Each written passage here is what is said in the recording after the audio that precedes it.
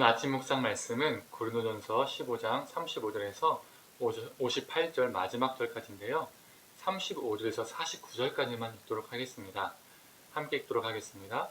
누가 묻기를 죽은 자들이 어떻게 다시 살아나며 어떠한 몸으로 오느냐 하리니 어리석은 자여 네가 뿌리는 씨가 죽지 않으며 살아나지 못하겠고 또 네가 뿌리는 것은 장래의 형체를 뿌리는 것이 아니요 다만 밀이나 다른 것의 알맹이일 뿐이로되 하나님이 그 뜻대로 그에게 형체를 주시되 각 종자에게 그 형체를 주시느니라.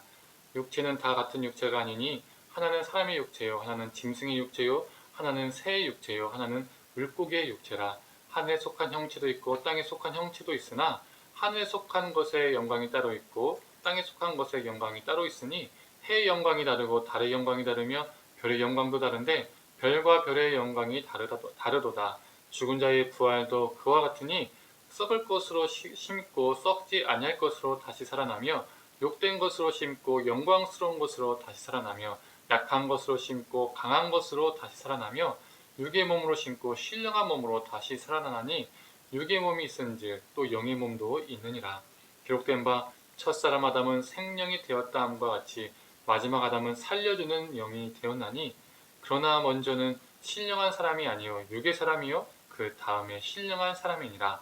첫사람은 땅에서 났으니 흙에 속한 자이거니와 둘째 사람은 하늘에서 나셨느니라. 무릇 흙에 속한 자들은 저 흙에 속한 자와 같고 무릇 하늘에 속한 자들은 저 하늘에 속한 이와 같으니 우리가 흙에 속한 자의 형상을 입은 것 같이 또한 하늘에 속한 이의 형상을 입으리라. 아멘. 두세 달 전에 지온이가 한번 진지하게 부활에 대해서 저에게 물은 적이 있습니다.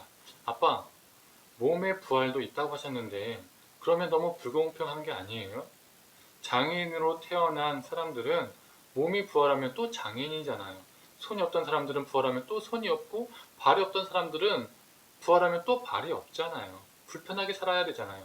그리고 저처럼 키 작은 어린이들은 어렸을 때 죽으면 부활하면 어린이 몸으로 다시 부활하고 할아버지 할머니들은 피부가 쭈글쭈글한데 다시 살아나면 부활하면 또 쭈글쭈글 하잖아요. 이런 질문이었습니다.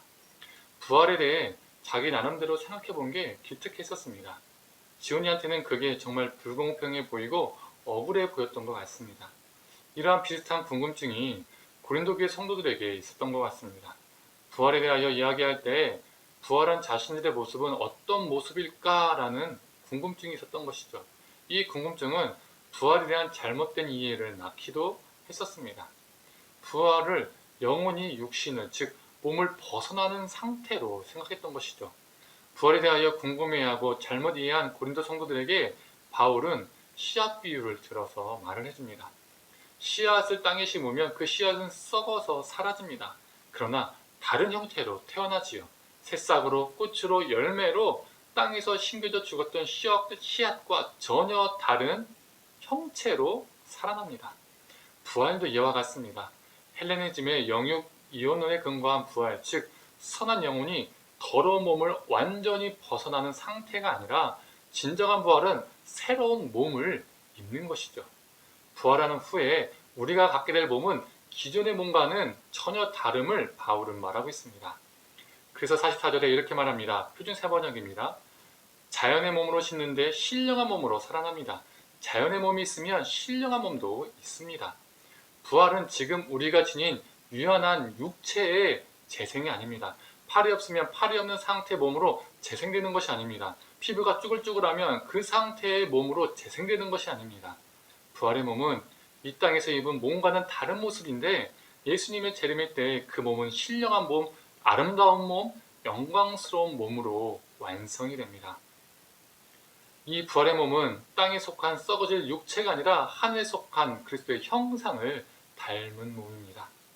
그 신령한 몸은 아직 우리는 어찌 생겼는지 모릅니다. 오직 그날만 알 수 있겠지요. 하지만 분명한 것은 아름답고 영광스러운 몸이라는 겁니다. 그래서 이 부활을 믿는 자들은 죽음을 향해 이렇게 말할 수 있는 것입니다.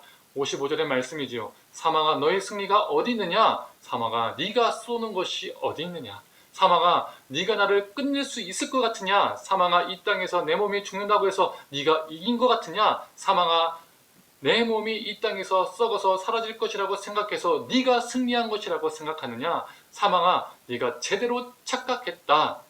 나는 부활의 몸으로 완성된다. 너는 무능하다. 너는 나를 무너뜨리려고 죄를 너의 무기로 삼았지만 그 무기가 무슨 소용이 있느냐? 사망아, 네가 쏘는 것이 도대체 어디 있느냐?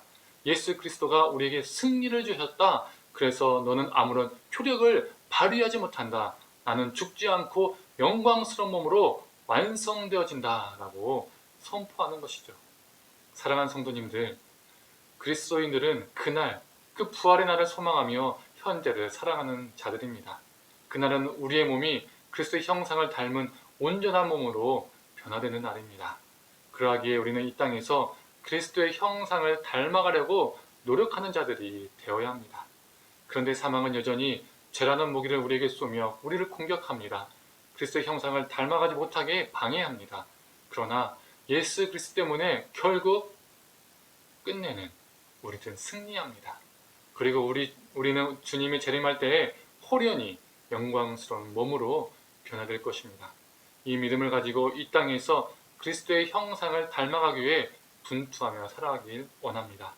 58절 말씀처럼 견실하며 흔들리지 말고 항상 주의 일에 더욱 힘쓰는 자들이 되기를 간절히 축원합니다. 기도하겠습니다. 하나님, 우리가 예수 그리스도의 재림일 때에 그 영광스러운 몸, 그 아름다운 몸, 그 신령한 몸으로 입는 것을 우리가 믿습니다. 하나님, 그 그리스도의 형상을 닮을 몸으로 우리가 그 마지막 때에 완성될 것인데 이 땅에서 살아갈 때 그 부활을 소망하며 이 순간순간에도 하루하루에도 그리스도의 형상을 닮아가는 우리가 되게 하여 주시옵소서. 그래서 하나님 이 땅 가운데 예수님을 닮아가고 이 땅 가운데 부활을 삶으로 증거하고 하나님 나라가 우리 삶을 통하여서 확장되는 역사가 있게 하여 주시고 사망아 네가 쏘는 것이 어디 있느냐라고 우리가 선포하며 부활의 기쁨으로 그 사망을 이기고 짓누르고 매 순간순간이 생명의 역사가 넘치게 하여 주시옵소서. 감사드리며 사랑이 많으신 예수님의 이름으로 기도드립니다. 아멘.